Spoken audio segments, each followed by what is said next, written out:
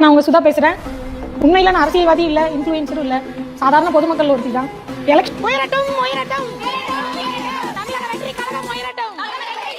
உண்மையில நான் அரசியல்வாதி இல்ல, இன்ஃப்ளூயன்சரும் இல்ல, சாதாரண பொதுமக்கள் ஒருத்தி தான்.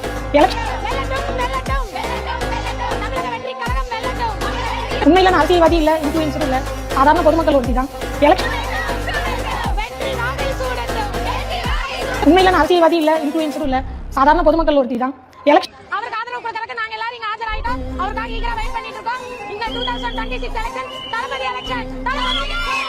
உண்மையில நான் அரசியல்வாதி இல்ல, இன்ஃப்ளூயன்சரும் இல்ல, சாதாரண பொதுமக்கள் ஒருத்தி தான்.